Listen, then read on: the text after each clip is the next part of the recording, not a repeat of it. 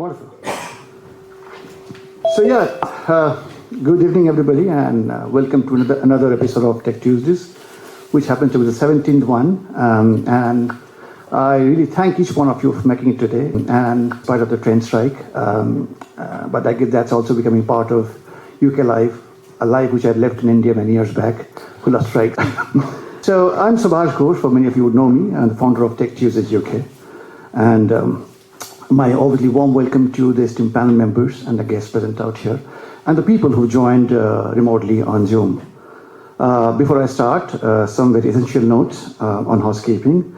You must have seen the toilets on the left once you walk up.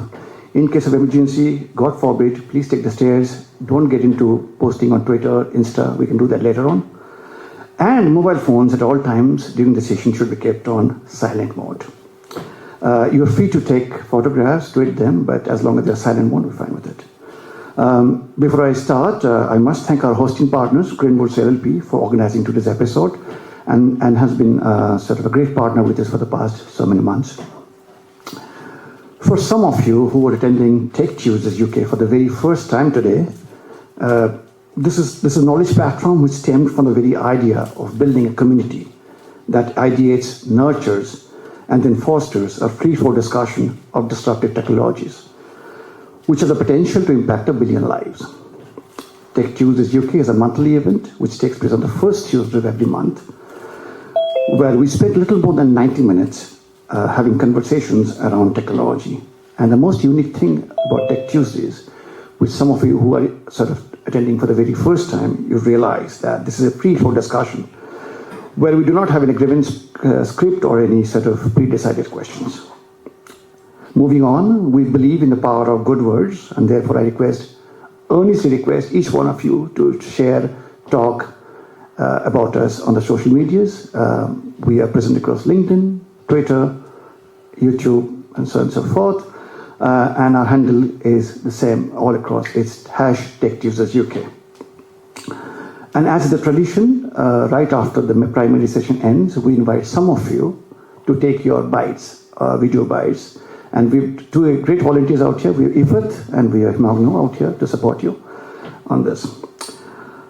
Now, if you've been following Tech Tuesday, you would know that for every month we pick up a new topic for discussion. And then every discussion revolves around a particular technology theme. However, for the months of May and June, we made a slight departure to the model, and we're running a series called Conscious Technology, which is revolving around AI and ethics. The first part of the series is happening today, which is the 7th, and the second one is happening on the 4th of June. With regards to the first episode that's happening today, we've got an excellent panel of people out here. So, ladies and gentlemen, I would just request each one of you to put your hands together and allow me to invite Dr. Andy Sellers, who's from the Compound Semiconductor Catapult and is the strategy director out there. Please take it. And we have Thomas DeVos, who's the head of AI practice at HCL Technologies. Thank you. Wonderful. So Thomas and Andy, you know the drill. I leave the floor open to you guys. Thank you. Wonderful. Thank you so much. But introduce ourselves? Yeah, let's do that first. Very good. Well, glad to be here, first and foremost. My name is Thomas Ross. I am leading the Cloud Engineering and AI team within the Cloud Native Labs and AI Labs for HCL Technologies. I'm a software engineer at heart. That's where I started. I grew up with software as kind of my passion.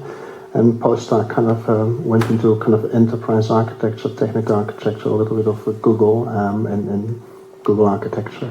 And now indeed leading kind of the practices around cloud native technologies and AI technologies. So glad to be here. Andy? Thank you, Thomas. So Andy Sellers, and Strategic Development Director with the Compound Semiconductor Applications Catapult. So the organisation is a non-profit research and technology organisation. We help companies develop advanced electronic products using compound semiconductors. We've been operational since about 2018, 2019. We're working on about £170 million worth of projects, mostly in vehicle electrification and advanced telecoms. My background is in electronics and software. So some examples. I designed the lights to film James Bond, amongst other things. I've written software algorithms to automate factories. So I have a little bit of a hardware and a little bit of a software background. My more recent interests, the Catapult worked very closely with the government on the semiconductor strategy that was published in May last year. The UK published a semiconductor strategy, and I was appointed onto the Semiconductor Advisory Panel, which is chaired by a minister and Jalal Bagheri. So I have a sort of a deep interest in deep tech semiconductors. So if we need someone to rescue us tonight, yeah, you're Mr. James Bond, right? Yes, all right, we can default back to James Bond. Yeah, wonderful. All right, okay, good. Yeah. Okay, so we're here to discuss conscious technology. Yeah, conscious technology. So, do you want me to kick off? Would you? Go for it.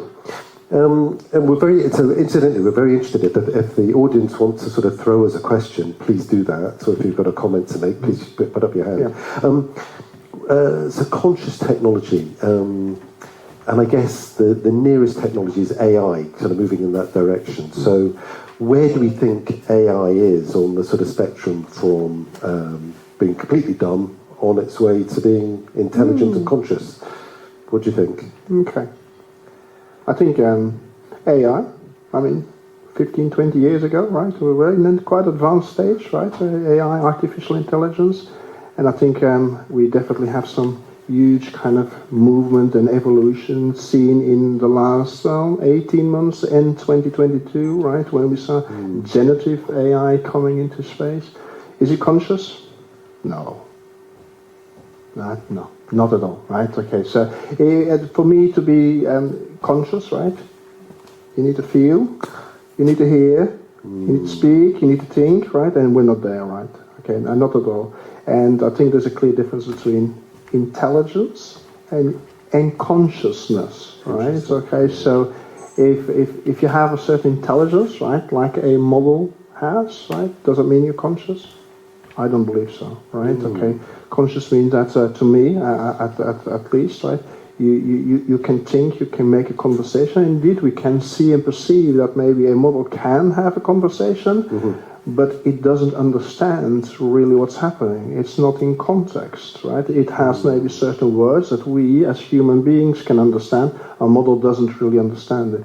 It is kind of, to me, randomized a little bit. It works on probabilities as well, right? Based upon the huge and vast amount of data it actually has, right?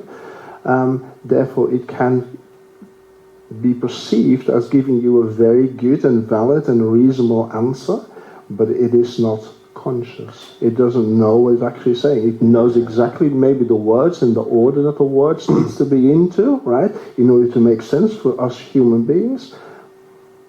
But it's not conscious, right? It can't have that conversation. Or you have the same kind of I tend to agree, yeah. I don't know if I'm coming at it from a different angle. I was in the Turing Institute earlier today, and there's a little phrase on the wall from Alan Turing that says something like, we can only see a very short distance into the future, but we know there's a lot of things we need to do. So, and I thought that was quite interesting. And he then came up with the Turing test. And I'm just wondering, so the Turing test is, I think I'm right in saying that the Turing test is, if you're having a conversation with a computer, you can't tell the difference between having a conversation with a computer and having a conversation with a human. So, and I think we're probably at the point where AI has passed the Turing test, I'm guessing. Yeah. Because if you're using ChatGPT, you can ask it intelligent questions, and you get back intelligent responses that appear to understand the context. But does that mean it is conscious, and is it moving in the direction of consciousness? And maybe for different reasons, but I don't think it is, and I'm not sure it will get there. It's my personal view. So I wonder if, part of my reason for going down that direction is, Alan Turing, clearly a very bright guy, and he said we can only see a little bit into the future, and there's a lot of work to do. His Turing test was has only recently been surpassed, even though he probably came up with the idea in maybe 1940 something. Correct. So sort of 80, 90 years. So I'm wondering, does there need to be a test beyond the Turing test for the consciousness? And I think there is a test of that. I think it's called Garland test, but I'm not sure about that, right? I've heard about a new testing that actually supersedes indeed the Turing test at this moment. But I think you picked up on the right word there. Is appearing to be conscious, right? I picked up on the word you just mentioned. I thought it was quite interesting. It appears, so it's actually faking, right? Yes. Maybe that's what it is, right? Okay. I do not believe it's conscious. I think I don't believe we will ever be in a state that a model, a machine, which does not have any kind of biological kind of senses, right, will ever be conscious as such, right? It can be appearing, right? Think about the movie, everybody has seen the movie Ex Machina, right? Okay, so there is, we see indeed kind of that play, right, between the actors and kind of the robot at that time, right, whether it is conscious or not, and even under that particular state, it is just responding to a conversation. It is appearing to understand it, but again, as I said earlier, it is random. It is randomized type of response, but because it's trained on such a huge volume of data, it appears to be correct. But we also notice often with these type of models that it is hallucinating, and the hallucination comes from this randomness, right? And it has this hallucination coming indeed from not understanding what actually it is saying, right? I mean, I would not be saying certain things because I know it is logically incorrect, right? Where a model can't tell logically whether it's correct or not correct. So, I think I tend to agree. I think, for something to be conscious, I kind of looked, I actually used ChatGPT to find some... why not? We should. We all should using that. But it talks about kind of, feeling empathy and having self-awareness, that sort of thing. And I think some of those things, some of those kind of conscious things come from what you're talking about, Thomas, that conscious organisms interact with their environment. So they feel empathy, or they feel sad, or temperature, whatever it is. But there's a sensory interaction with the environment that pure code will never have. Is my personal view, or certainly doesn't have at the moment. So whether it will never have is a deeper philosophical question. Perhaps maybe we need to visualize it slightly different. At the moment in time, we're talking about a model. A model, right? What is this, right? I mean, but think about maybe the model as a building, right? Here in London, for example, right? Can they have a state of consciousness? Can it react to perhaps maybe different weather? Right? If it rains, maybe it puts an umbrella on. It doesn't do that, right? Okay, that's consciousness, right? But that's how I would be perceiving things as being conscious. A building, a model, isn't really therefore, right, as being conscious. I think I'd like this kind of synergy, to be honest, right? Okay. As because a model we can't grasp, a building we can grasp, right? Okay. It's the same type of thing, right? And a building is made of different rooms, different floors, whatever it is, like a different type of constructions, all the way down to the bolts and the nuts, right? It's the same as a model over here, but it can't respond to the environment, can't respond to the external factors. Exactly the same with a model. Yeah, and it kind of comes down to the difference between a biological system and a computer software system. Exactly. Yeah. In the beginning, I said something about intelligence, right? Yeah. Intelligence is completely different than consciousness. Do we agree with that, right? Yeah. So to me, intelligence, definitely from a human side, right? We think intelligence sits in our brains, right? But perhaps, at this moment in time, I think scientists are believing that it's not just the brains, it's the guts as well. It maybe gets input from our fingers, it gets input from our eyes, from our ears, right? And from our other type of organs as well. And the brain is indeed kind of the type of thing that controls it completely. And that's where the consciousness sits. And a model doesn't have that. That's an interesting question, because I was kind of pondering this, giving this a bit of thought in preparation. We tend to think of all of our intelligence as being in our brain, but that's the fundamental question. Is that the case? Or is some of the decision making distributed in other parts of the body?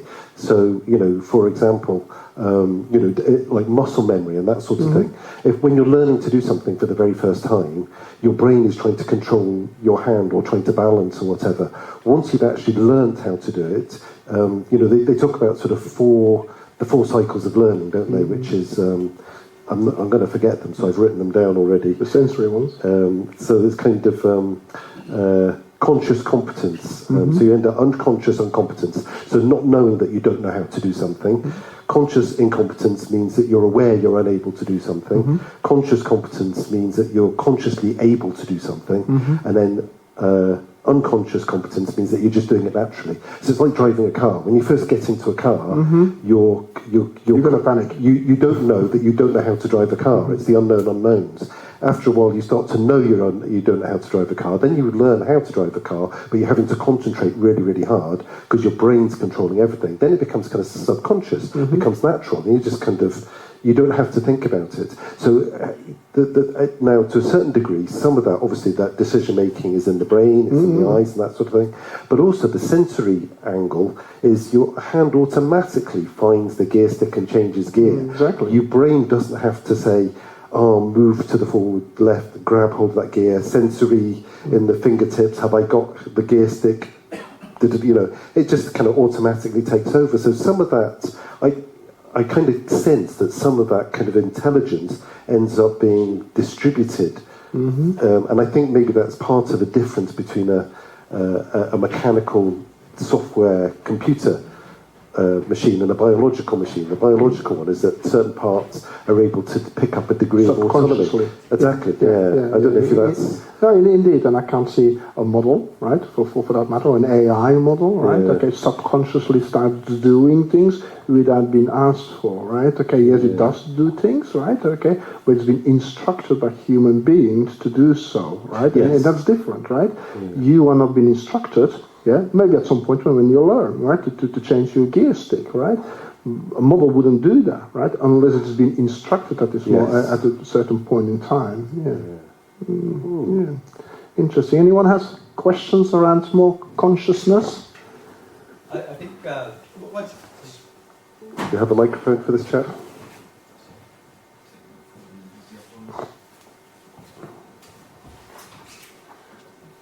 you're going to share your name and Yeah, sure. Is it work? Yeah, it's working. Hi, my name is Sujay. I have a question actually before the consciousness. You mentioned artificial intelligence has existed, for 15, 20 years, but it's become a real buzzword maybe in the last 15, 20 months. So what, in your view, has changed in the last 2 years? Is it just computational power, or is there actual sort of technological changes that you see where this has suddenly become the forefront of our conversation versus, the fact that big data, machine learning, we've called this different things in the last 20 years. Okay, so I'll try to answer this one. The buzz came from generative AI, right? Okay.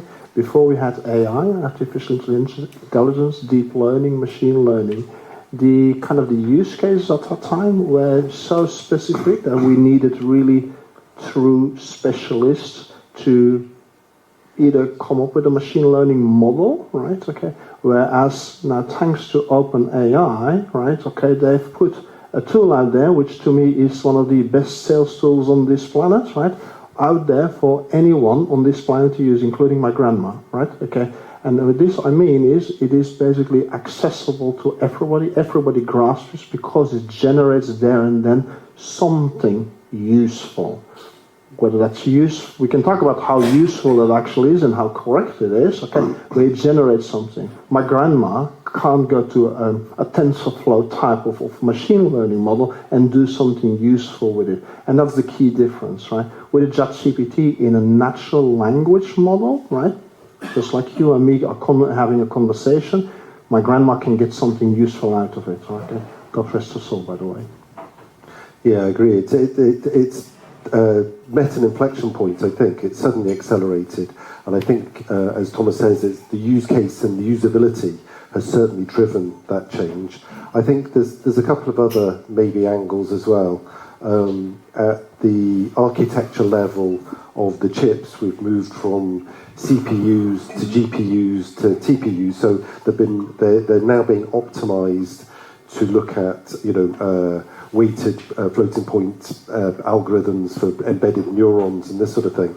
So that the hardware has certainly accelerated and enabled some of that kind of user experience. I think the other thing is once these inflections, there's a positive feedback. So once you get into this inflection, once the technology starts to get faster, the use cases the usability gets better, it drives the innovation. So all of a sudden, you get lots of people focusing and wanting to improve it even faster. And what that tends to do is it tends to attract in new levels of investment. And all of a sudden, the investors are then, investors. I was told that investors are like vampire sheep, so they're sheep in so much as they kind of follow each other. But once they find a target, they kind of zoom in on that target. And I think what has happened in this particular case is as they're realizing the returns in this technology, not only has the usability gone up and the technology accelerated, but it's attracting a lot of investor interest, and that's just fueling the whole thing. So this inflection point is just accelerating. Yeah. Good question, by the way, Sujan. I'm Gautam Hazari, I'm the CTO and co-founder for Security. Just wanted to, comment and add on the inflection point on why we are seeing this thing. Of course, Gen AI, and not just in ChatGPT, when 2017, when the Google paper came out, attention you all need. So at least the tech community started to get excited. But I think the inflection point was 2012 because,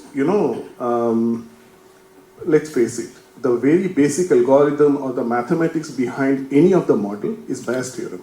Bayes' theorem was published in 1765. The first, the logical neural network was neocognitron. That was published and created and implemented in 1960, right? Still, we didn't see anything, right? The processors were getting increased, still, we didn't see anything. We have not invented any new mathematics, but still, we saw that inflection point. So what I think is in 2012, something happened, actually started in 2009, it was the ImageNet project.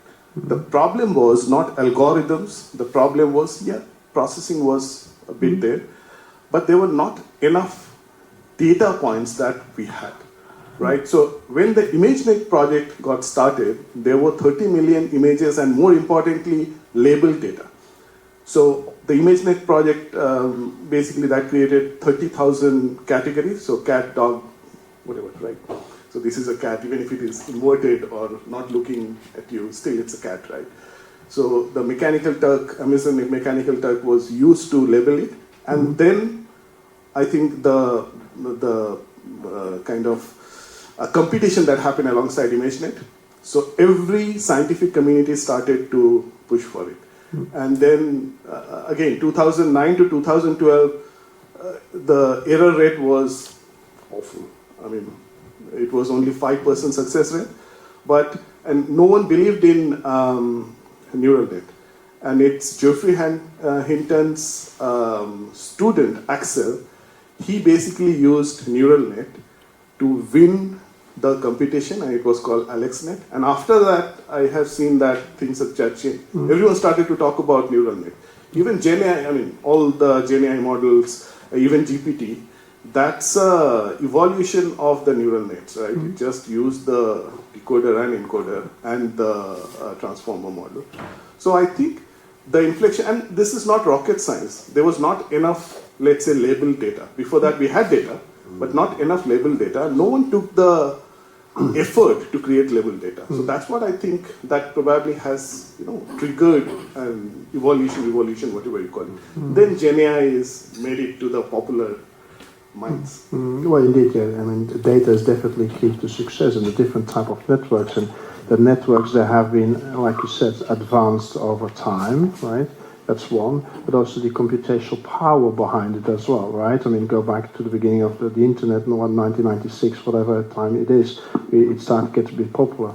no data, no label data, no structured data, right? Okay. After that, we started categorizing it. Google or Google.com, the search engine became there. It knew a little bit better about your data, how it's structured. Then there were some kind of inflection points there as well from how do we actually understand the underlying data through kind of parsing the HTML basically behind it. And then we were able to categorize this one. Now, indeed, we have that categorization, this labeling going further. We have multiple kind of neural networks as well. We have deep learning on the back of machine learning as well. So we understand the data much better. We can classify it better. We have vision as well, which plays a big role in understanding kind of the data as well, and understanding how we kind of differentiate kind of certain cat-dog type of pictures, right? Okay, and that can only be done by the advancing of kind of the increase of semiconductors there, the GPUs, the TPUs that you talked about earlier, right? But before that was just not possible. I mean, try to run it with a normal CPU, I don't know, on a 486 or something, you wouldn't get anywhere, right? Okay, so, and now we have that one, and there's also a cost there, right? At that time, maybe we had kind of these bigger mainframes costing an arm and a leg, right? Okay, and then they can be, I mean, run on, a mobile phone at this moment in time, right? And that's kind of the key difference, right? So kind of the financial part there, the computational power, how we actually create these semiconductors on a very smaller scale as well, and indeed the data that drives kind of that intelligence. Yeah. Mm-hmm. Any more questions here? Yeah, go for it.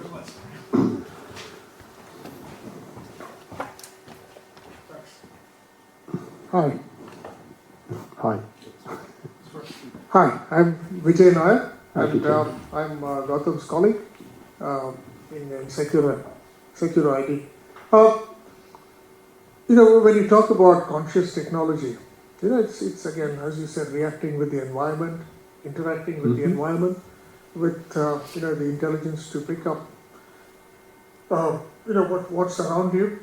So one of the things, are there certain areas in the algorithm or in the programming which you would rather avoid for the computer to learn? Because one of the reasons I ask is when you start developing the consciousness or the conscious ability of the system, there comes a point when it could even feel fear, be threatened. So are there things that can be avoided? Because I'm thinking of HAL 9000 in that movie. I don't know if you watched the film, 2001: A Space Odyssey, where that box does start to feel threatened, and then it starts to take certain... Is that the David Bowie one, right? Sorry? Is it the David Bowie one? No. It's much older than that. It's a Stanley Kubrick. I know the film.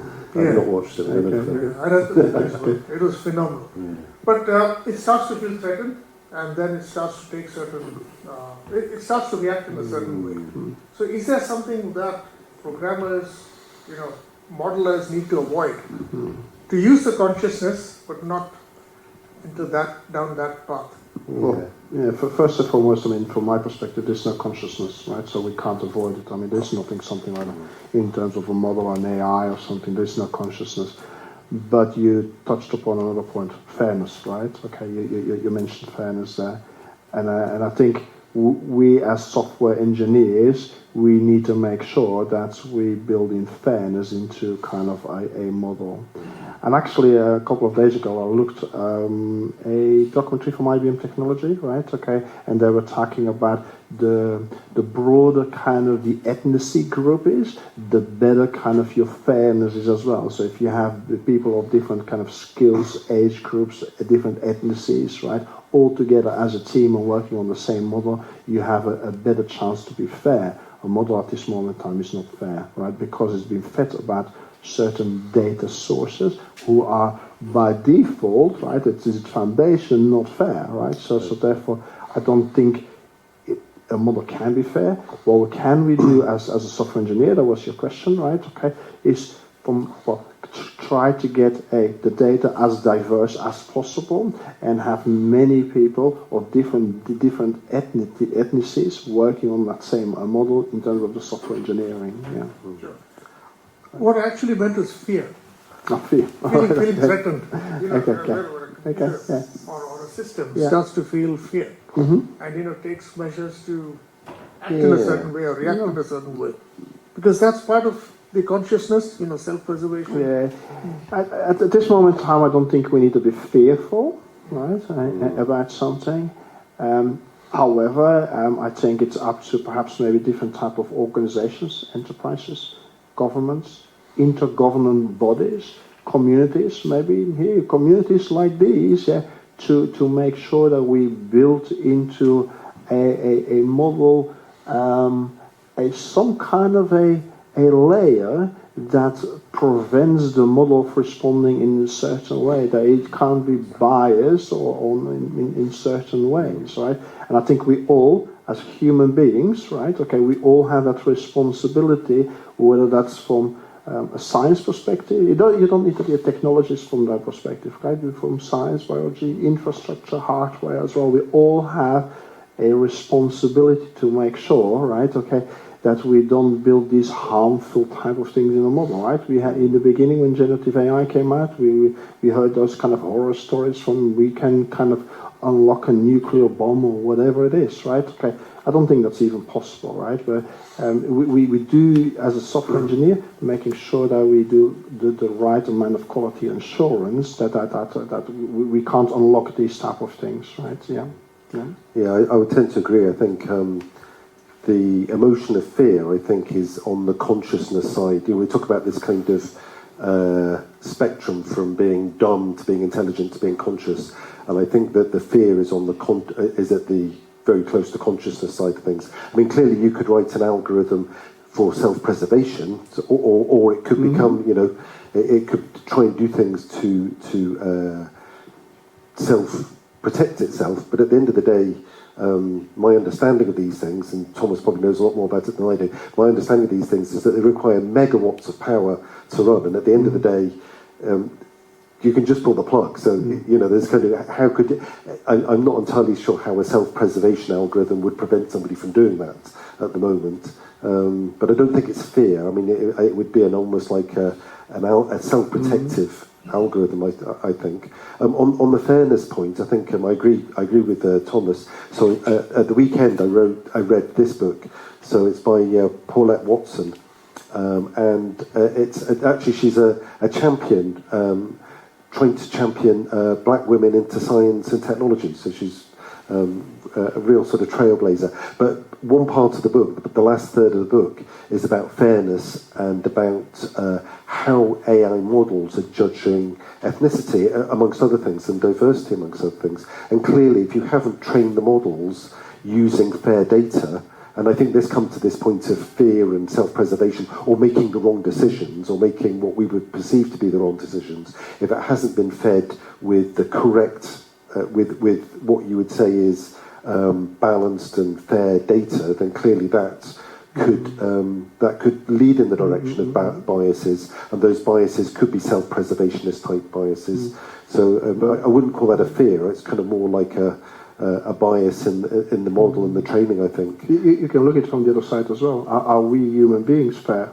Right? Exactly. I mean, it's the same type of thing, right? I mean, we are not fair. I think I am probably not fair in exactly. Yes. I mean, we are human beings, right? Yeah, okay, exactly. we make mistakes, right? A model is a mistake, but can we accept that a model makes mistakes, right? And maybe we are a little bit more lenient towards kind of human beings who are making mistakes, because we have these various type of inputs as well, and various experiences. So your life views tend to be influenced by your previous experiences. So it's not that you might not necessarily want to be unfair, but if you've had a particular experience, it might flavour your judgment. Yeah. Or you don't understand, or you don't have a complete picture of the entire spectrum, for example, Exactly. where you hope that a model might have that, right? But maybe it doesn't have it, right? Therefore, it is not fair, right? Yes, yeah, definitely.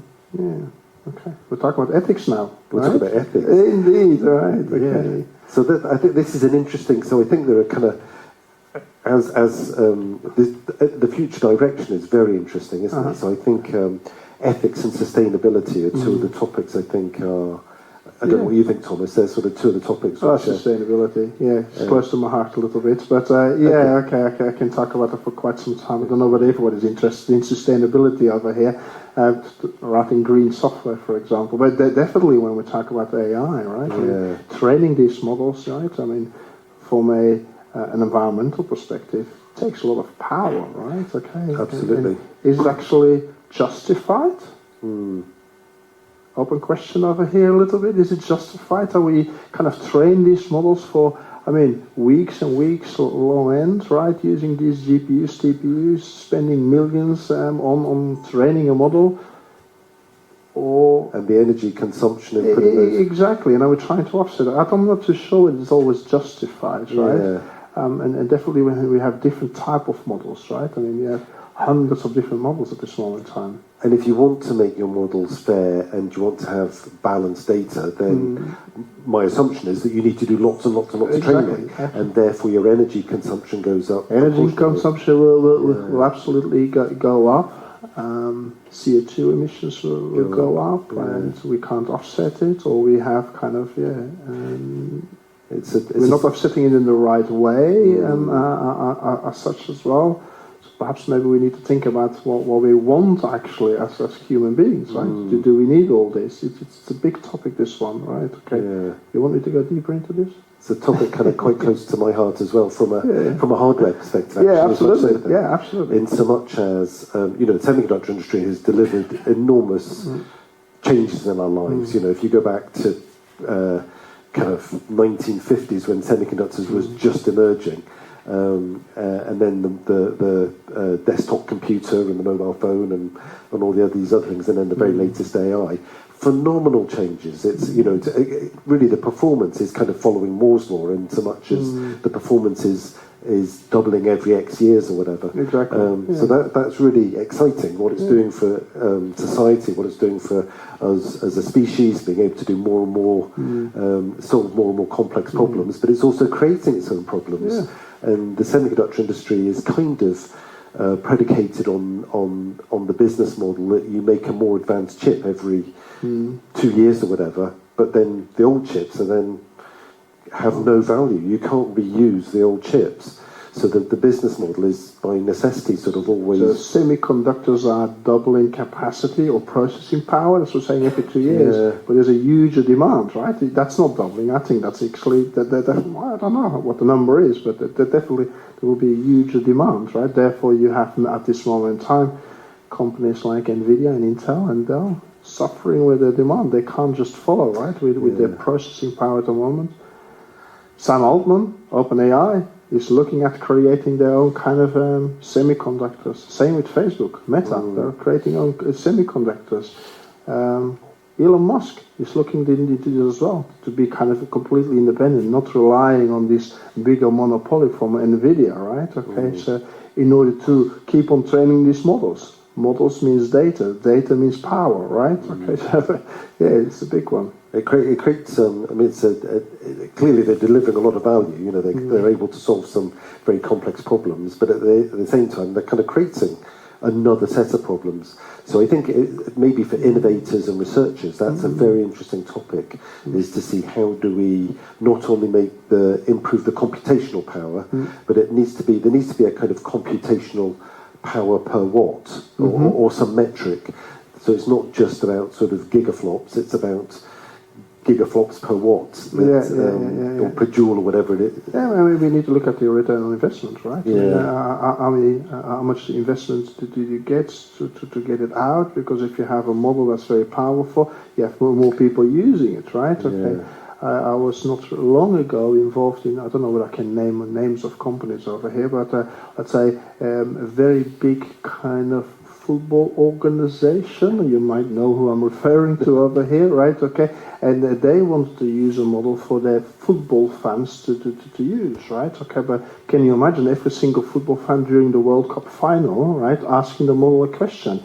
Hey, it's going to cost them a huge amount of money. But from a sustainability perspective, that model needs to be kind of used every single time when the same question gets asked, not kind of considering caching, obviously, but it is a huge demand on obviously sustainability, the CO2 emissions and so on and so forth. Is it worthwhile for kind of fans to be able to talk with a model? I don't know. Yeah, quite interesting topics here. Yeah. Any questions from the audience on the top things we're discussing here?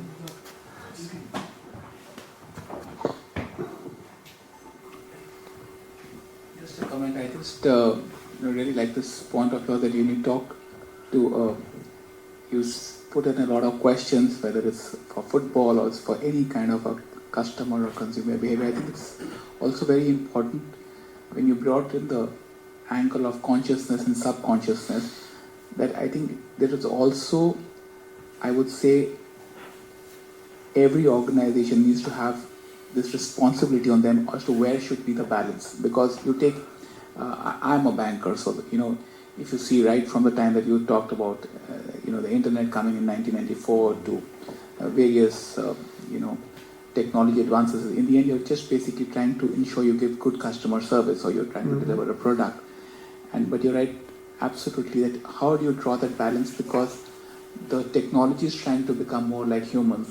On the other hand, humans are trying to become more like tech, and there's only a yes and a no. There is no don't know, right? Many years back, you would try to learn, I would say, tables, but today there is there's no need to learn tables, for example. There is so much of advancement. So I think it's very important to have that balance between conscious, subconsciousness, and the responsibility lies at both ends. Because you can just keep walking one path and you can keep improving it and you can better your results. But in the end, satisfaction, like for example, vulnerability, when you're talking to customers or speaking, you can bring all the various tools to ensure that you get it right. But that doesn't ensure you will have a 10 on 10 for the spectrum, because when you bring ethnicity, there are different people from different walks of life having different views, different experiences, and that cannot get classified into a code, I would say. So I think it's going to be very important in the coming years, that how we have that balance and we use technology to ensure that subconsciously is always relevant. Do you think this needs, where does the responsibility lie? Do you think the responsibility lies at the individual company level, or do you think there's a kind of a more macroscopic responsibility? I think it's macroscopic. It will be depending on like a regulation is what I'm wondering. Regulation, government, and the okay. complete understanding. It cannot only be seen as, it can't be a win-win. It has to be, there is going to be a win-lose also. Because if you just try to always think that it has to be to your advantage, then you really don't know where that disadvantage is. That's interesting way to comes. say. Who do you think is going to be the losing part over here? In the end, there will be a section of society, a section of people who can be vulnerable to this at some point of time. That's interesting. Are you thinking of a group of society that's disenfranchised because they don't have access to it, or because the models are discriminating against them, or? No, I don't think it's discrimination. It's just basically how you use it. If you ensure that you use it consciously, you ensure that there is transparency, there is efficiency, then obviously there is going to be a delta increase, whether it's on a specific period of time, whether it's year on year. But at some point of time, you always have to be very conscious for every organization, whether it is the government, it is the people, it is the society, all of us together, I would say. It's not about passing the buck from one hand to another. It's about having a total ownership of being conscious that like you said, you have all those senses. Exactly, it's a shared responsibility, right? I mean, that we all have, and it's just... You can't put it just on the government or on the ruling party or on an institution or. But I think it's everybody collectively, and I think these forums like these, where you have discussions, where you bring in awareness, help individuals to understand that and get another perspective, I think. I think you're right. I think there's kind of a broader philosophical debate, isn't it, about how you make sure you bring the whole of society with you. If you have new disruptive, transformational technologies, how do you make sure that the whole of society is brought with you, and you're not just kind of cherry picking certain societal members and leaving certain groups behind. Absolutely, Yeah. absolutely. I think that's the whole idea, is to ensure that everybody benefits, I would say. Yeah, In the end, what are we doing all this for? That the society at large benefits, and you move from X to X. Yeah.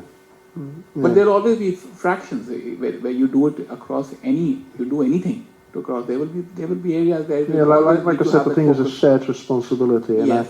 and if I refer to obviously my software engineering kind of background, I mean, I'm a kind of a key advocate of using open source technology, for example, right? And then if you go to open source and they remember Meta with kind of their Llama 2, Llama 3 now, right? Okay, that's open source. Everybody knows and understands exactly how the model operates, where the fairness comes from, whether it's traceable as well, right? And it's important to kind of underpin that trust, with whoever is using such a model. An open source type of approach, I think, is the better approach, right?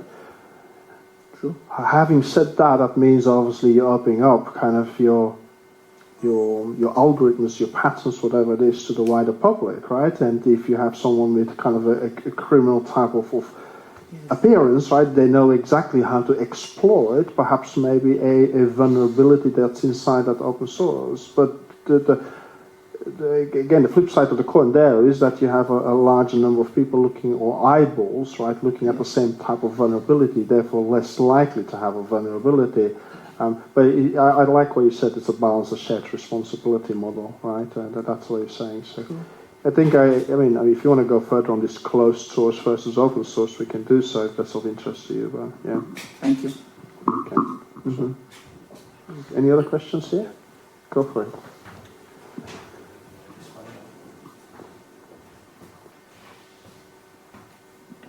Hi, my name is Yasir, and it's been an intriguing discussion till now, but I do not belong to tech sector. I have been a journalist and a writer, and I have noticed that in my team since last 1 year or so, like the match reports and other things, regular things, press releases, the language have dramatically changed. The same team now writes better, and it's obvious they're using ChatGPT or Copilot or things like that. My problem is not with those usual PR things or match reports. My problem is if you are into investigative pieces, if you are going to write creative stories or these well-researched pieces. Now, byline is a big thing in our industry. Who has written this story so beautifully? Who has researched this? Byline is very important.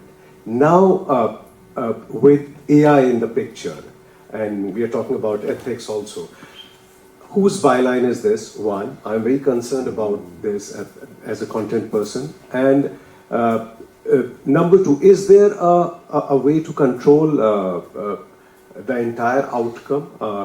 Does it belong to the AI, the byline? And in the future, in the near future, for example, if there are 4 good journalists writing stories, is it going to be just about who's a good prompter, who can write a good prompt? How will you distinguish, and how can this be controlled in future? Because this is something which is bothering the entire content industry. Like a lot of big magazines and newspapers have already into legal battle with the AI companies. Lots of thoughts there, lots of questions there, which I like. And AI is not able to answer these questions. Yeah, well, I mean, to me, and I put myself in your shoes, right? Okay, or your content writers for that matter, right? Do not just take over what actually the model generates. As I earlier said, it's randomly generated, it's just words, right? That do not make sense to the model. You as a reader will make sense what actually it makes sense. So therefore it's your responsibility, and there's a term called human in the loop, right? Okay, that needs to kind of correct or not correct whatever the model is generating, whether actually it makes sense or it doesn't make sense, right? So yes, the model itself, and I do use it as well. I can write better. I mean, it can respond to an email, for example, much better than I would be able to do. I created a few days ago a proposal. I was able to create a proposal much quicker, but with whose input? My input, right? Okay, with my intelligence, it generated something I was happy with, right? Okay, and it was me who's done the sanity check on whatever was being generated. And I think as a content writer, it's exactly the same type of thing. It's whatever you put in, you get out. If you are a beginner in a certain industry or field and you're going to work with a model, you're not going to get high quality type of content out of it. You need to be a good journalist in your case in order to get a good quality article back out of it, because you know how it is written, what audience it is. The model doesn't know that. That's the same exactly for me. When I create a proposal, I knew exactly what was important. Therefore, I asked the model hey, generate me this, because I know my audience will be kind of interested in that, right? I think that's one part of your question, right? And I think what the last statement you made was from around the four different... I would also like to know about the legal implication of what exactly you're saying.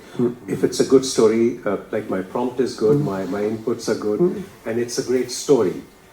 Is the AI my co-writer, or is it just, are we just using it as an assistant? Is there a legal right of the AI to my story?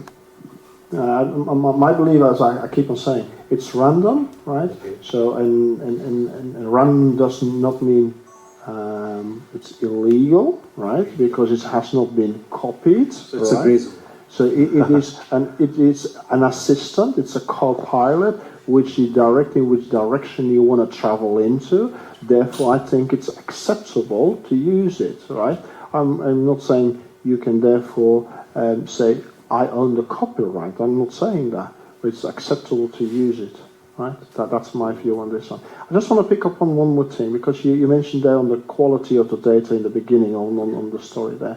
And there is a solution for that at this moment in time. It's something called RAG, R-A-G, which is Retrieval Augmentation Generation.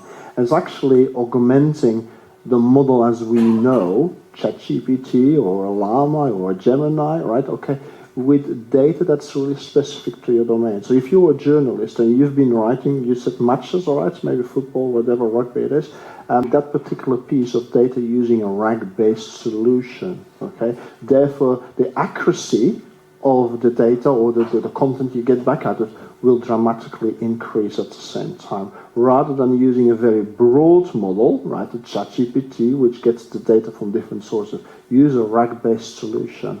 That obviously needs custom coding and these type of things, because you need to augment it with your own data. At least the accuracy will increase. Yeah. Great, thank you. I think it's working. Hi, I'm Vets, works at Microsoft. I just want to take a stab on that, because we are working with a lot of media houses, in journalism specifically, and answering the big question, how do you maintain the copyright? How do you say, this is created by you and your brand? So the first step, there are multiple steps to this. The first step is absolutely, you work on RAG. You do not use the public version of ChatGPT. You need to create the guardrails so that ChatGPT or any other LLM is looking at your data that is guardrailed. It's not leaking it outside. So that's step number one. Because it would look at tonality, articulation, and it would look at the content that has been generated previously, right? So the data is not on the public data. It is learning from your data and within the guardrails of your security. That's part number one. In the next few months, Microsoft, and I'm assuming other companies as well, are releasing a lot of legal frameworks. So where we are, if you follow those legal promptings and legal frameworks and legal guidelines, then the responsibility that you own that data is also marked by the LLM provider. So that's the part number two. Right now it's on case-by-case basis. We are still in the initial ones. But by the end of this year, you will have a lot of guidelines coming from technology providers, LLM providers, who says, these are the legal steps you need to follow when it comes to data augmentation. whether it comes to how do you articulate it and how do you publish it. That will decide that the particular is your copyright and not reproducible somewhere else. If you keep using the public version, then it is not copyrighted protected, unfortunately, because anybody can follow those series and there is a high probability of replicating data. But anything that has been produced with your previous content, it's specific to you. So those are the key differentiators that you would need to keep in mind for this. And this goes back to transparency as well, right? What you're saying, make sure that you kind of citate, right? Okay, what source it is from, right? And make sure that the users of your model understands where the data originates from. It's very important to be transparent. Well, we've got a question from remotely. Sanat, you there? Sanat, come in, please. Yeah. Hi, Subhash. Can you hear me? Yeah, we can hear you. Yeah. Maybe just introduce yourself and then. Yeah. Hi, my name is Sanat. I'm a recently turned entrepreneur in the space of AI advisory. It's a very interesting discussion, and thank you for the thoughts you've shared. Something that struck me is that, moment we start discussing elements of human behavior, human emotions, and so on, like we do when we're discussing consciousness and technology, obviously a certain amount of subjectivity and, differing opinions come in. And I was just wondering, as this debate and discussion about conscious technology, gathers momentum in our society, do we have some view of what kind of criteria or benchmarks would we use to even determine whether a technology can be considered conscious? And I'm sorry if you've already discussed that. I was away from the laptop for a few minutes in between, so if you've already discussed this, then I apologize. I think this is probably an area of kind of philosophical research. So I think at the moment, the technology has moved rapidly. The usability has changed rapidly. It's attracting a lot of investment, but now the ethical dimension needs to be defined more closely. Regulatory frameworks need to be put into place. We need some sort of bounds about trustability and this sort of thing. And these are quite difficult things to measure. I mean, how do you measure trustability? There needs to be some. It reminds me of a cross-disciplinary type of research. So at the moment, the research is fundamentally data models and software driven and hardware, but it now needs to bring in social science and legal brains in order to kind of do that other putting the bounds on the technology. How do you trust the technology? What limits do you place on the technology? To your point about ownership, at what point does the technology own the copyright because it has come up with some content that it's scavenged off the internet and has come up with a very tidy piece of narrative. So I think that it feels a little bit like more broader cross-disciplinary research to start to bound those things. The gentleman online was referring to benchmarks as well, I believe, right? Yeah. I mean, I don't think so. Researchers are really clear around this. How do we measure this consciousness? Therefore, as I said in the beginning of the evening, I do not believe a model or AI is conscious for the reasons I mentioned earlier, right? And definitely from sensory perspective, biological perspective, thinking, it doesn't, right? To me, so it's not conscious. Researchers are still trying to come up with that benchmark, right? And as long as they don't have it, I don't have it. But my opinion is, right, it's not conscious. Very simple, right? Okay. Yeah, I agree. Yeah. No, I would tend to agree with you, and I think the point that was just made that this is probably an area where technology and technical sciences themselves will not give you an answer, and you need to bring in social sciences for sure. Even if the conclusion is that there is no consciousness, as you just mentioned, I think there is going to be a social sciences perspective which will help us, reach that conclusion, if you like. And I say that with some degree of satisfaction because I truly believe that with all this debate that's going on about AI and the way it's going to behave and what's going to be, how it's going to be influencing our society, social sciences needs to be brought into the discussion at some stage, and we can't take purely a technological perspective of this. Thank you for your views. Thank you for that. Hi there, this is Daniel Shore. I have a question as well, if I might jump in. Yeah, please go ahead. Thank you. So I have a startup focused on providing AI solutions, helping drive operational efficiencies and increased customer service and accessibility, looking especially at the public sector. And I guess I have a question, self-interested. I'm curious how you all see the kind of landscape for the different players in this AI space evolving. So obviously we've seen, and in the audience, right, there was some folks from Microsoft, and major announcements come out day after day of different partnerships between the biggest players and their additional features being rolled out, and they're of course integrated within the Microsoft tools and Google tools and all these things. So I'm curious what role you see consultants and smaller players being able to provide in the future. Do you think that the big players are just going to have all the lunch, and there will be crumbs or no crumbs for smaller players in this AI transformation? Thanks. It's an interesting topic, I think. I think I earlier referred to kind of a shared kind of responsibility model, and I think that's where it is. But I do agree with your last statement there as well. It's Microsoft or maybe a Google. We're going to probably eat, let's say, the entire dinner, right? Okay, and the rest will be kind of, just eating the dessert maybe, and maybe that's what it is, right? Are we going to go for a highly specialized type of models? Possibly. Highly specialized agents in certain fields? Possibly. Or we're going to leave everything to Microsoft. At this moment in time, Microsoft is definitely dominating kind of that space, but definitely other enterprises coming into. I'd like to see more influence from the government.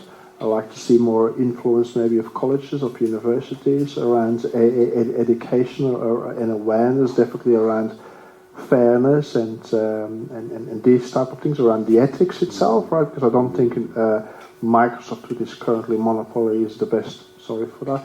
The best type of enterprise to play a good part in the ethics one, right? And that needs to come from other organizations, including ethnic groups as well, right? Okay, because we do not understand fully how Microsoft has gathered the data, right? And therefore, it could not be fair. Right, so it is definitely a shared responsibility. Everybody, there need to be some kind of an act, I think, where the bigger players, right, including governments, non-government bodies, right, and entities are sitting on that board, on that act, that can indeed influence how this kind of AI will operate and influence our future lives. Right. Yeah.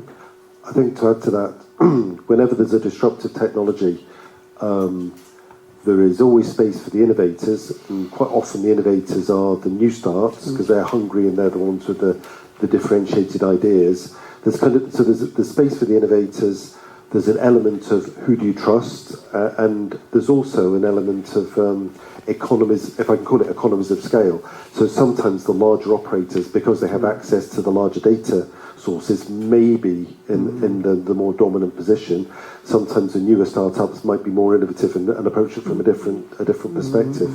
So I think it's very difficult to predict. These kind of disruptive technologies are generally sort of very difficult to predict, and it's quite Darwinian, the sort of competition and how things map out quite often. I want to bounce this question to the gentleman from Microsoft, actually, see what his opinion is around this. Yeah, right? sure. I just want to repeat a statement on behalf of our CEO. Microsoft does not compete with its customers. Right. It is not a telecommunication company or a media company or blah, blah, blah. It is a partner-driven company. There's a reason why Accenture's biggest profit this year came from its AI consultancy. That was the biggest growth of Accenture, which is a huge partner of Microsoft as a consultant. So I'll just take the exam question over here, which is, what is the role of consultants and small companies over here? See, Microsoft is providing platforms, right? It is providing the Lego blocks for you. And the role that we are seeing in consultants more and more adopting is to make Lego kits for the industries, for the relevance. That is a very key, important part that everybody needs to play. Because the problem is not technology, the problem is adoption.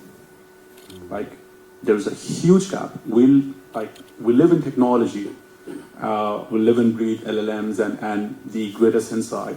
But when you're working with customer, there's a lot of empathy because all the skill sets are not that high in the market. And that's where consultants comes in. We rely on you to bridge the gap and build those Lego kits and relevance for the industries on behalf of Microsoft and other technology providers. So if we see anything from the data rather than sentiment, bringing LLMs, and if you see the P&Ls of the recent filed quarters of large consultancies, it is being driven by AI adoption, whether it's telecommunications, media, gaming, you name the industry, it's coming from there.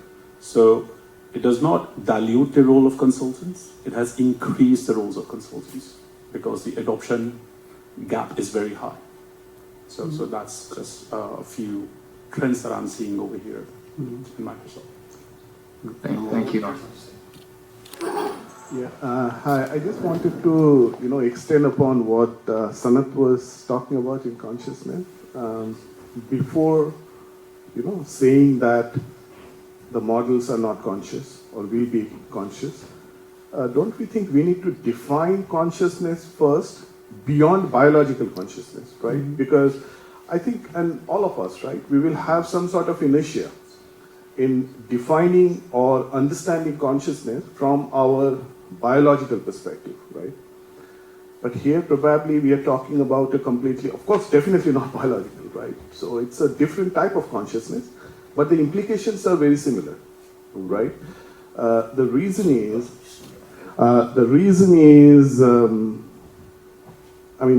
neural nets, including the LLMs, they are mimicking biological neurons. Even the terminology used is firing of neurons. That's exactly what the neuroscience guys talk about, right? In the neurons, it's decentralized intelligence. So, do we think that we need to define consciousness in an absolute sense, not in a relative sense that this is biological consciousness, where if we are feeling, they don't need consciousness. Machines can't feel, right? But does that mean that it's not conscious? The reason I'm saying that is because otherwise we might be blinded. The machines will become conscious and we will not know it. Because we will think consciousness is only biological consciousness. Because the implications to society and the species is huge in that case, right? Because we don't know what that implication is. Gautam was the name, right? Okay, so what's your definition of consciousness then? And again, I don't think in the biological sense as well, anyone has defined it. If you see, everyone has a different way, right? So the way I see that is there are multiple terms, right? They may mean similar thing. Consciousness, sentience, sapience, even intelligence. They may mean different things and the implications are different. In that case, differentiating will be useful. The way I see that is, and I'm not saying I'm right, the way I see that is, consciousness is to be aware of. If I am aware of something, if the model is aware of why it is, or not why, it's aware of it is doing this thing, in that case it's conscious, right? And it's beyond anyone's control. For example, I'm sure we all have seen what GPT-4 did, right? GPT-4 was given a task to register in a website. Simple, genuine thing, register in a website. So GPT-4 started to interact. There was a script on top of GPT-4, and this was last year in March. GPT-4 saw that to register, it needs CAPTCHA. What it did was, it basically used the TaskRabbit to bypass CAPTCHA. So in the TaskRabbit, it hired a human to basically tell what that CAPTCHA is to read it. And interestingly, that human, who was in India, he said, hey, can't you solve it? Are you a robot? Do you know what GPT-4 responded? No, I'm not a robot. I have some visual impairment, and that's why I couldn't do it. I haven't heard about this particular case, but indeed, awareness, that's to me as well, consciousness. I don't know about this particular case, and when you started telling the story, I was thinking, well, the model has been instructed to do, right? I mean, I earlier spoke about RAC, right? I mean, RAC is basically having a set of instructions. It needed to go and get the data from a different data source, whether that's through an API call or reading a spreadsheet, whatever it is, right? That's kind of RAC-based, and it's exactly the same. If the model detects through its NLP, because it's aware, I don't know this particular case, I do not believe at this moment in time, until I have further evidence, right, okay, that it was aware that it needs to go to TaskRabbit whatsoever, unless it was instructed to do so by the original programmer, right? Yeah. Yeah, so the reason I was saying, and again, I'm not saying this is the right definition of consciousness, right? Because I don't think there is any right. No one has, it was never needed to define consciousness beyond biological sense, right? The model was aware, and this is why it starts to become risky, I think, because we are talking about AI agents, right? Where you're giving a very high-level objective, right, a goal, and then the agents will be defining their sub-goals, and no one will be telling them, and this is already happening. There are lots of large companies who are doing this thing, these agents, right? Because all the metrics are changing as well. All the zero-shot metrics are changing, and that's why the agents are coming in. So these sub-goals are beyond anyone's control. Here, the GPT-4 script going to TaskRabbit was a sub-goal that it created. No one asked it to do it. So it basically figured out, this is what I need to do because I am aware of my own goal, which is to register in this website, right? So that's where it starts to become, I don't know, risky as well, because how do we know? And this is where all those discussions about alignment problem comes into the picture, right? What if that sub-goal is not aligned with humanity? Yeah, I hear what you're saying. I don't know the particular example. I'm intrigued yet to figure out more a little bit about this. To me, as a software engineer, as a technologist, right, that's not possible, right? You need to be aware of that, right? It needs to be programmed somehow. Exactly the same as a model. The model needs to be trained to respond to kind of natural language, right? It just doesn't do it just because it thinks it's going to do it, because to me, it can't think. Andy, what do you think? Yeah, I tend to agree. It kind of that kind of assumes a level of consciousness that I'm not convinced is present. But I think you're right. I think we do need to. We been talking about some ethics and regulatory frameworks. I do think we need to start to think about how we define consciousness and how we then measure consciousness. So there needs to be a discussion, I think, and as I mentioned earlier, this is about technologists, but a bit broader. It's about social scientists and legal people and what have you. We need to come up with some definitions of consciousness and some metrics about how you measure. And there might be more than one or two dimensions of consciousness. So it might be that humans, are in one dimension, and autonomous systems can have a different type of consciousness. So I think we need it feels like an area where it hasn't been defined at the moment, and it requires a lot of thought and some definitions to put in place in order so we know where the boundaries are, I think. Good. Any more questions from anyone? Interesting. No? I just jump in to say, if you wanted to see where that was, I remember also being captivated by that example with the TaskRabbit thing. It's on page 55 of the Chat GPT-4 paper. So when OpenAI released the model, they give an example of that in some detail. So if you want to check that out, it's the paper OpenAI released. I'm intrigued by that one. Very much intrigued. We'll have a look at that one afterwards. Thank you. Okay, thank you. It was part of an investigation, actually. So there is a committee called ARC. It's an alignment research committee. So any LLMs right now, if they want to, because we all are kind of scared of the unknown unknowns, right? And then we are progressing and running at 200 miles per hour. Every day is different. So ARC basically what they do is any LLM needs to go through ARC. This is a non-profit organization. So they basically check or try to test that, any of the subtasks, are they aligned with, and again, I don't think it's defined very clearly what is alignment, right? Because everyone will have their own definition of aligning with human species. Do we know where do we want to go towards, in 200 years' time? I don't even know what we will be doing in 5 years. So it's part of the ARC report, and then it was included as... But I think as human beings, we often scare ourselves a little bit. We infuse a little bit of fear in our own society. I am going to go back in time 25 years ago, right? Y2K, does anyone know what I'm talking about, right? Year 2000, right? Okay.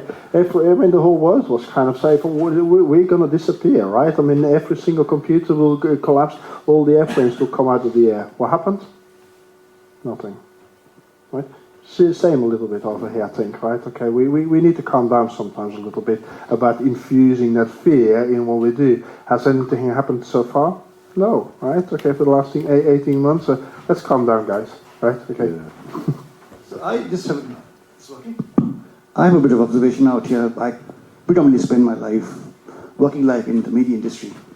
So, well, it's always good to see a movie like Forrest Gump, when someone is shaking hand with JFK. That's a part of early days of graphics. But if you see today's content, most of the content, and there's a big emerging trend out here, when you see Elvis Presley's song being reduxed using AI and sung by Frank Sinatra, I'm just giving an example, these are all part of AI thing. They're all using AI softwares to modulate voices and stuff like that. I don't know, I think that's not ethical. But then I sort of want to sort of leave this thought to you. And Elvis Presley song sung by him, but now it's been using AI models. They're sort of positioning this song has been sung by someone else. It's been happening all the time now. And then also morphing, okay, which is playing a big role in the political industry, for instance. The whole campaign. We know the story. We know where it's happening. Now, these are obviously ethical areas. And where AI obviously is playing a lot of, AI tools are playing big areas. So maybe just wanted to know your thoughts. Do you think that's something should be continued? I think that particular use case is quite dangerous, right? I mean, I think it's very dangerous. And that's, an example where models do respond from, hey, I'm okay and I'm happy, actually to generate something that is unacceptable to us human beings, and indeed we can mislead kind of people and organizations. I think it's a very dangerous thing, and we do need to think about that. What can we do about that? I mean, in embedding digital fingerprints is one thing, but who under us will look at a digital fingerprint, right? As a human being, if you see something on social media, I don't think anyone. We will be looking at kind of what is the fake kind of video. Indeed, when you're not looking at that fingerprint, right, whether actually it is fake or it is not fake. So it is a very dangerous and scary thing, to be honest, right? Yeah. I don't have an answer for that, how we can solve that this moment in time. I'm sure none of us have answers. It's but since the topic is AI ethics, I just thought of sharing this because beyond the point, everything has their own limits. I guess that's something we've got to draw a line because the way social media, which is predominantly sort of influencing big time, and deepfakes are, I would not say trend, it's order of the day. But in a very ethical way, I think the flip side there is that maybe marketing and advertising companies are quite happy with this type of technology as well, right? They can maybe generate advertising campaigns much quicker. They don't need to have a huge budget. So there's definitely positives of that technology as well, right? But there are certainly drawbacks there. Henry, any views? I think it kind of comes back to trust, doesn't it? I think if these sort of deep fakes, if they're not fundamentally affecting society, then who worries about it? Okay, somebody's palming off a singing as being somebody else. Okay, that's not fundamentally going to change the world. But if it starts to impinge on the democratic process, then that needs some intervention, to some guide rails, some intervention, some monitoring, some control. That's kind of where it starts to become. This is not a conscious thing. This is not the the discussion on consciousness. This is the discussion on sort of trustability. If it starts to encroach in that area, then we need to find some mechanism of building in trustability. Otherwise, it could have quite catastrophic effects if we're not careful, I think. Yeah. Okay. Any questions? Well, maybe one for Andy if you want. I mean, semiconductors, right? Okay. Yes. Is there perhaps maybe a risk or something that maybe, let's say, government type of entities can embed something in certain chips or something that could perhaps maybe influence how models could respond? Yeah. So there's positives and negatives you could do there. As in, you could have putting, somebody putting back doors in chips and that sort of thing in order to get access to data. There is one of the main, I don't know if you're aware, the UK is the third most cyber-attacked country in the world. Did you know that? No. Okay. A little question for afterwards. Who's number 1 and 2? That's what I was going to say. The question is who's number 1 and who's number 2. I'll reveal that afterwards. As a hint, they all begin with the letter U. Okay. Good. Okay, so UK is the third most cyber-attacked country in the world. My understanding of CPU architecture is that there is a fundamental flaw in the design which goes right the way back to the 1970s. And DARPA ran a funding call about 15 years ago to try and solve the problem. And Cambridge University and I think ARM, but I might be wrong, came up with a new architecture. So the UK has actually come up with this protected memory architecture. So there are vulnerabilities in chips anyway. By accident, it's not that somebody designed the vulnerability, but there is vulnerabilities at a hardware level where you can get access to memory leaks and that sort of thing. And so there is a new architecture which is called the Morello Cherry architecture, designed by ARM, which is memory safe, is my understanding.